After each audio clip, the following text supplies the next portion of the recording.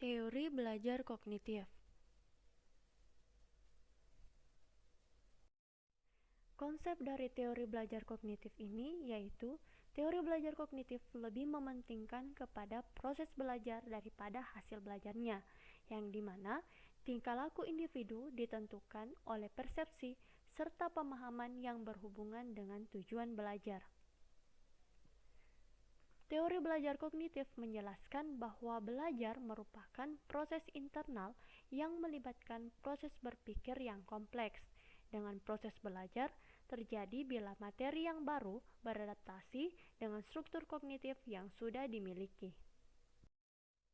Pendidikan menurut teori belajar kognitif menjelaskan bahwa pendidikan menghasilkan individu atau peserta didik yang memiliki kemampuan berpikir untuk menyelesaikan setiap persoalan yang dihadapi, dengan kurikulum yang dirancang sedemikian rupa sehingga terjadi situasi yang memungkinkan pengetahuan dan keterampilan dapat dikonstruksi oleh peserta didik. Guru bertindak sebagai fasilitator, mediator, maupun teman yang mampu membuat situasi yang kondusif untuk terjadinya konstruksi pengetahuan pada diri peserta didik, dengan harapan peserta didik dapat selalu aktif dan dapat menemukan cara belajar yang sesuai dengan dirinya sendiri. Ciri-ciri dari teori belajar kognitif. Teori belajar kognitif lebih mementingkan kepada apa yang ada pada diri individu dan mementingkan kepada aspek keseluruhan. Menurut teori kognitif, dengan membagi materi menjadi beberapa bagian akan membuat materi tersebut kehilangan maknanya. Teori ini juga mementingkan kepada peranan fungsi kognitif dan keseimbangan individu di kondisi saat ini. Dengan pembentukan struktur kognitif, setiap orang telah mempunyai pengetahuan atau pengalaman dalam dirinya yang tertata dalam bentuk struktur kognitif. Ada beberapa ahli yang menjelaskan tentang teori belajar kognitif.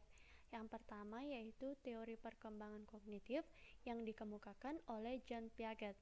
Kemudian yang kedua yaitu teori perkembangan mental menurut Jerome Bruner. Yang ketiga ada David Ausubel yang menjelaskan tentang teori belajar bermakna, dan Robert M. Jahn yang menjelaskan tentang teori pemrosesan informasi. Teori perkembangan kognitif menurut Jean Piaget yang menjelaskan bahwa fokus pada perkembangan pikiran individu terjadi secara alami mulai dari anak-anak sampai dewasa, dengan pengetahuan diperoleh dari interaksi individu dengan lingkungan, namun informasi tidak hanya sekedar diperoleh dari lingkungannya. Kemampuan belajar dari seorang individu ditentukan oleh kemauan, keaktifan, dan kemandirian dari individu tersebut.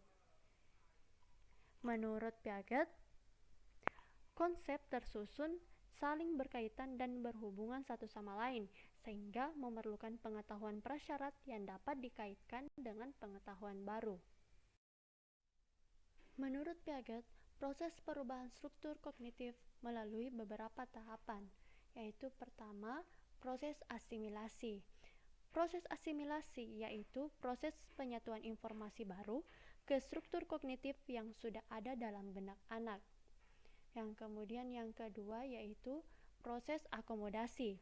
Proses akomodasi yaitu proses penyesuaian struktur kognitif ke dalam situasi yang baru. Proses ketiga yaitu proses equilibrium.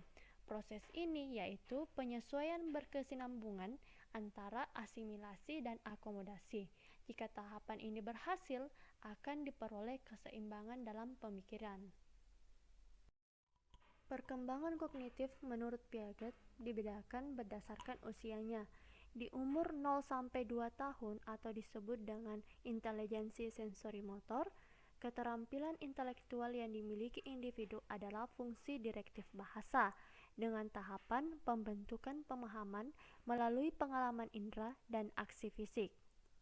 Di usia 2-7 tahun atau praoperasional, keterampilan yang dimiliki yaitu pembentukan konsep, dengan tahapan menceritakan dunia menggunakan kata dan gambaran. Perkembangan ketiga atau operasional konkret berada pada usia 7-11 tahun dengan keterampilan intelektual, yaitu translasi pengalaman nyata menjadi verbal dan simbol. Tahapan ini mengetahui alasan logis rasional tentang kejadian konkret dan dapat mengelompokkan benda-benda. Di usia 11 tahun disebut juga dengan perkembangan formal operasional. Di usia ini, keterampilan intelektual yang dimiliki yaitu evolusi berpikir logis dengan tahapan mulai berpikir abstrak dan logis. Pada perkembangan formal operasional dimulai pada usia 11 tahun ke atas. Guru seharusnya memfasilitasi agar peserta didik dapat mengembangkan kemampuan berpikir logis. Oleh karena itu, implikasi dari teori belajar kognitif menurut Piaget ini, guru dapat menggunakan bahasa yang sesuai dengan cara berpikir peserta didik. Kemudian yang kedua, guru mampu membantu peserta didik untuk berinteraksi dengan lingkungan sebaik-baiknya. Yang ketiga, yaitu guru mampu menyiapkan bahan pelajaran baru tetapi tidak asing.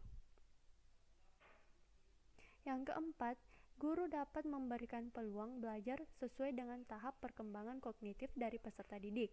Dan yang terakhir yaitu, guru dapat memberikan peluang untuk saling berinteraksi dengan sebayanya.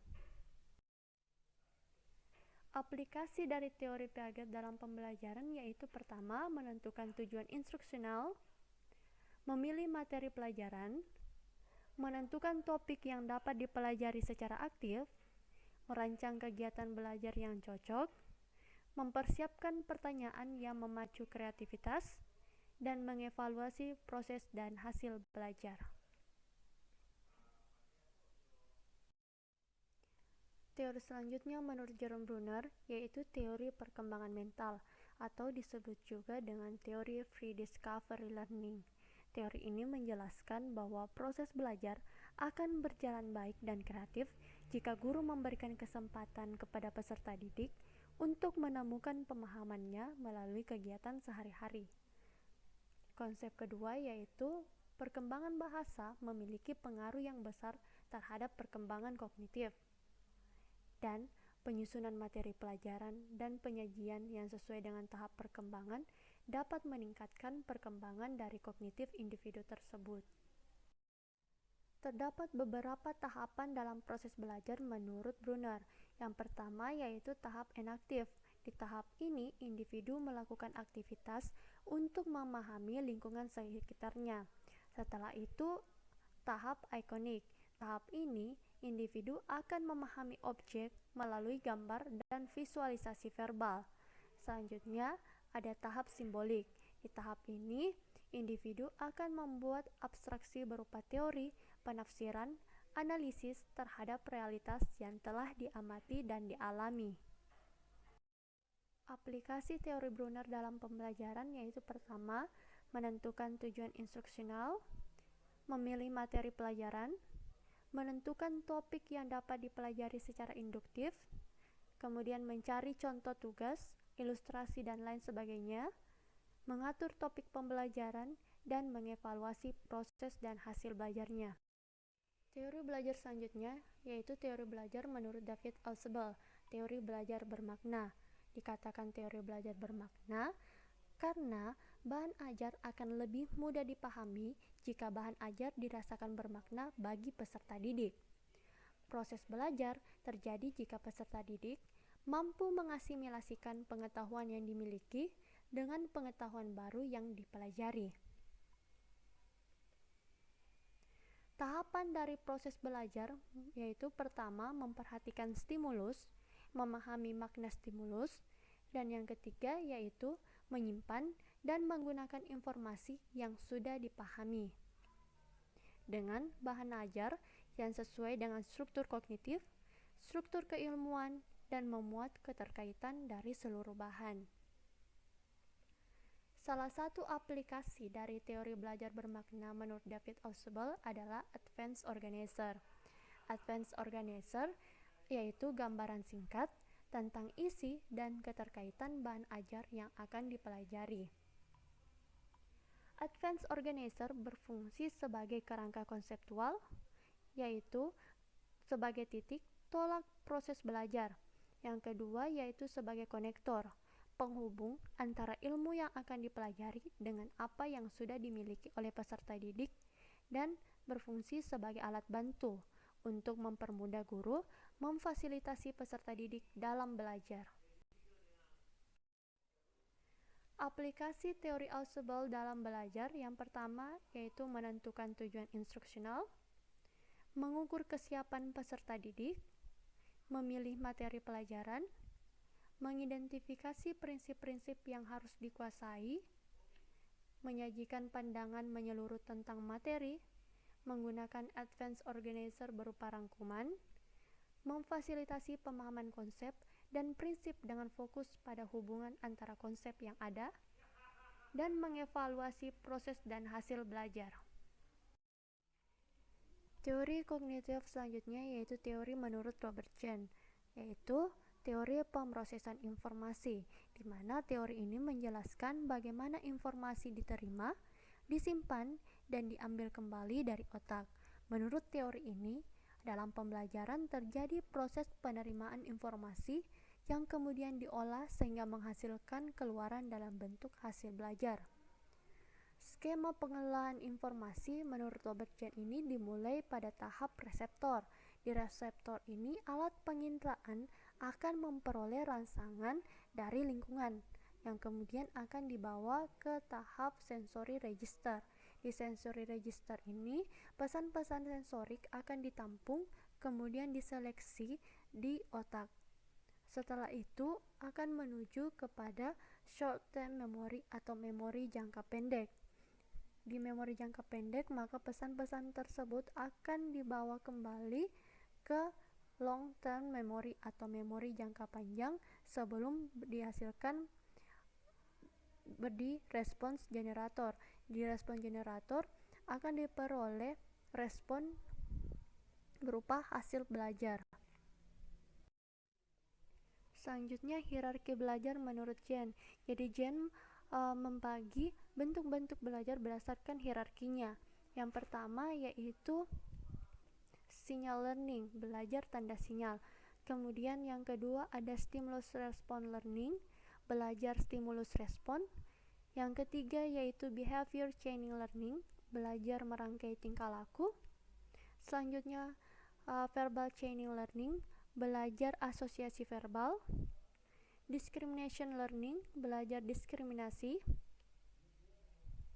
Concept learning, belajar konsep. Undefined concept, konsep terdefinisi. Kemudian rules atau aturan. Kemudian problem solving atau belajar memecahkan masalah. Hasil belajar yang akan diperoleh menurut Jahn yaitu pertama keterampilan intelektualnya, kemudian yang kedua strategi kognitif, sikap, informasi verbal, dan keterampilan motorik. Penerapan dari teori Jahn dalam pembelajaran yang pertama, beri jeda dalam menyampaikan informasi yang berbeda. Butuh waktu agar informasi yang pertama tidak terdesak oleh informasi berikutnya. Yang kedua, membatasi ide yang diberikan dalam satu kali penyampaian, kecuali jika telah ada informasi pengait dalam memori jangka panjang. Yang ketiga yaitu dibutuhkan pemberian waktu atau kesempatan berpikir ketika harus menjawab pertanyaan. Nah, demikianlah penjelasan tentang teori belajar kognitif. Sampai jumpa pada penjelasan teori belajar selanjutnya.